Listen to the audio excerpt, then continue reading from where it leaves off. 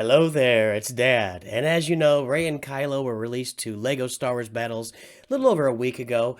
But in the meantime, we're kind of not have not been paying attention to the other unit released at the same time, which was this shield generators. Shield generator. And light side and dark side had the same shield generator. It generates a shield as a tower. It doesn't have any firing capability. There's no great way to test it in ladder play unless you're a new player. So I found a way. I jumped into the event the other day and tested it out in there, and found out some details and some breakdowns and some usefulness of the shield generator when it is at the same level of all the other units on the board. So let's go ahead and take a look at all this deep, detailed analysis from your Star Wars dad.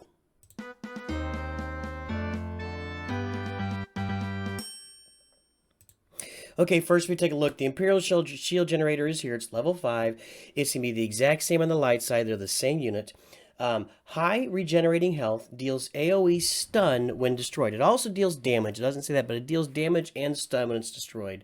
It'll destroy an entire group of Ewoks. Even at level 4, it was doing that on ladder play. So it's going to destroy a lot of stuff and do damage. I think right now it does like maybe 20% of damage to champions, something like that.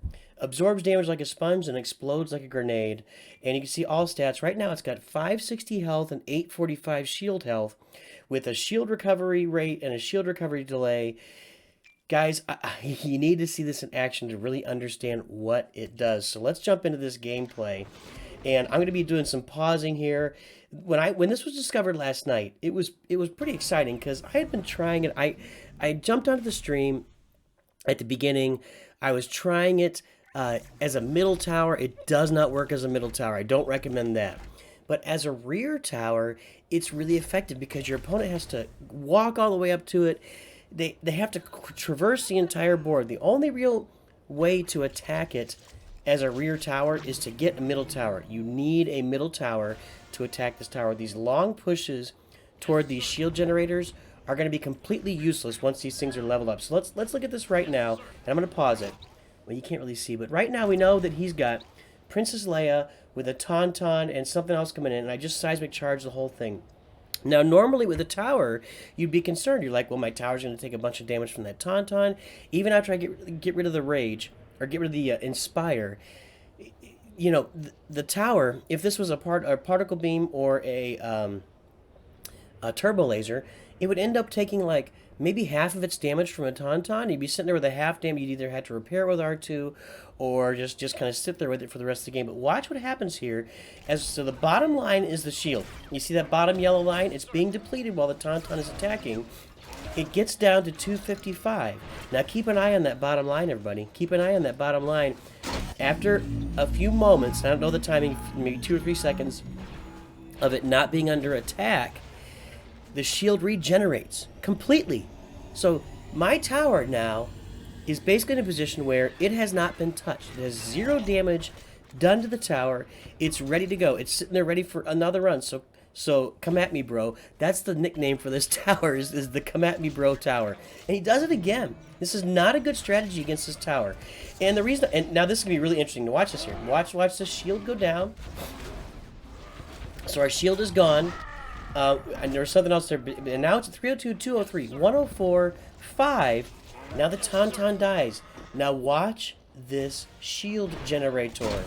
It generates the entire shield back again.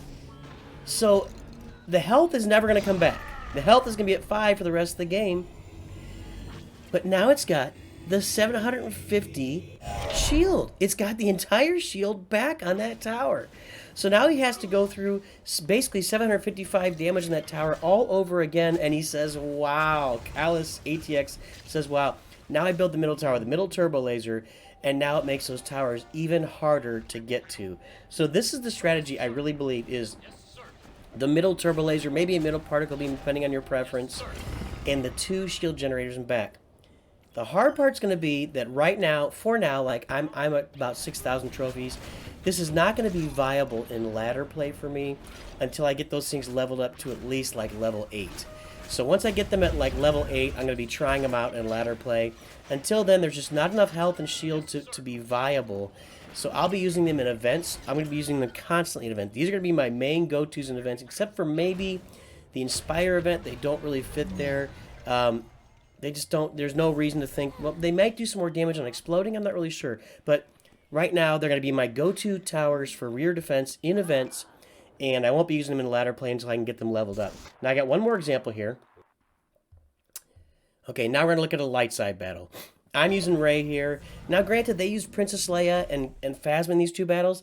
I used Rey and Kylo, so it's not like I'm, you know, I think it's potato. Kylo has some potential, a lot more potential than Rey. We'll be talking about that down the road. But let's take a look at the light side. How to use these shield generators on the light side. So there we go. I got it built. Here comes Phasma. I anticipate what Phasma's going to do, so I'm pretty much trying to cycle back. I want to cycle to my Boomer Balls. So my Boomer Balls are on deck right now.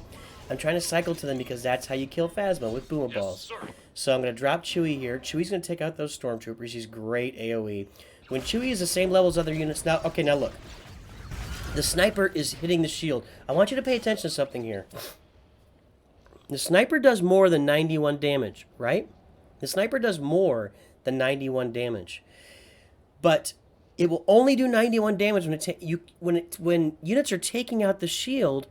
You have to take out the shield completely before you can even start on the health. What I mean by that is, it's not going to... So I think he's at like 120 damage at this level, whatever.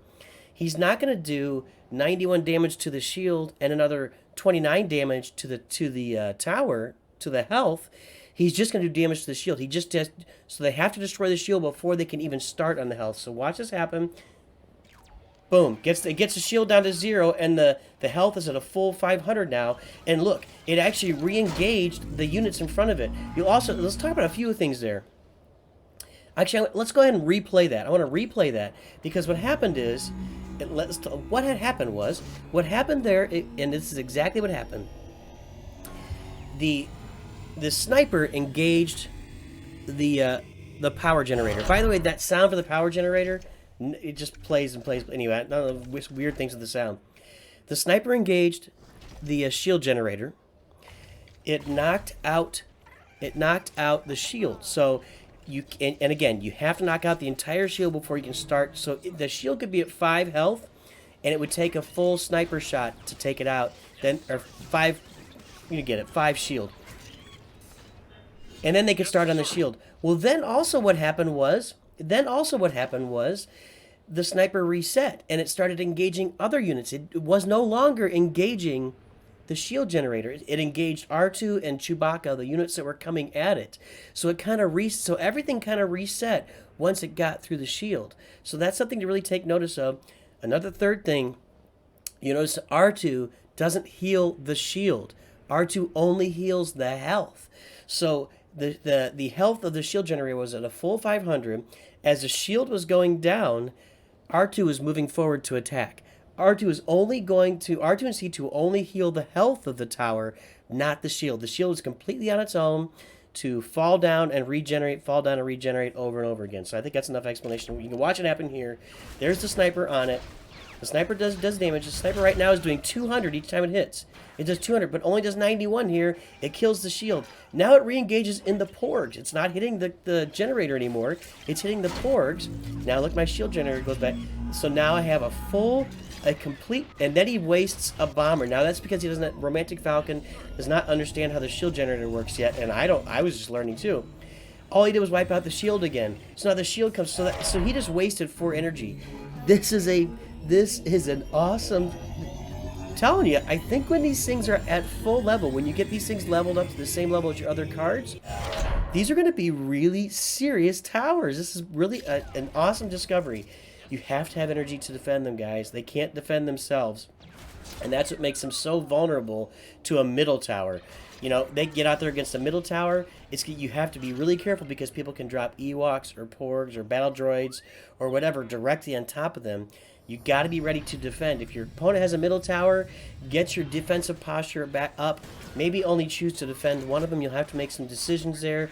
Probably best just to pick one side and defend it when your opponent gets a middle tower. So if you're playing against this, the best offense against this defensive set of shield generators is going to be that middle tower to give you full access to hit them directly and head on.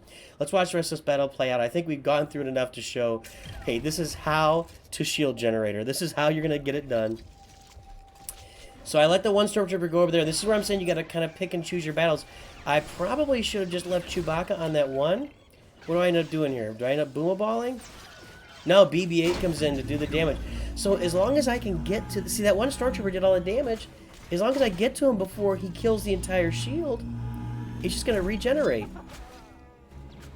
There goes Rey, the most useless champion in the game. Unfortunately, she needs a major, major buff. They need to buff her like the I don't know what she's called, but the healing angel thing in Clash Royale, where every time she attacks, she heals stuff around her. The way she works right now, it's not very effective. So there you go, guys. That is your shield generator 101. How to shield generator.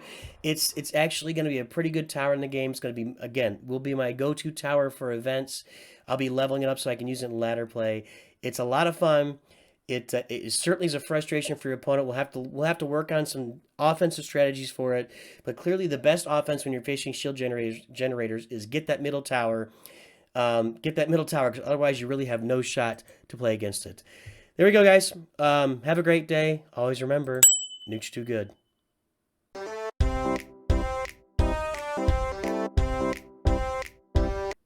Hello there, everybody. It's your Star Wars dad, Nooch, and I'm here. Hello there, everybody. It's Dad, and on the stream... Hello there. It's Dad. And on the stream the other night, I was trying to...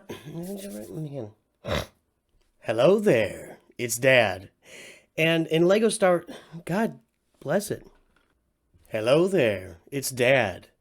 And as you know, Rey and Kylo were released to Lego Star Wars Battles just a week ago, less than a week ago.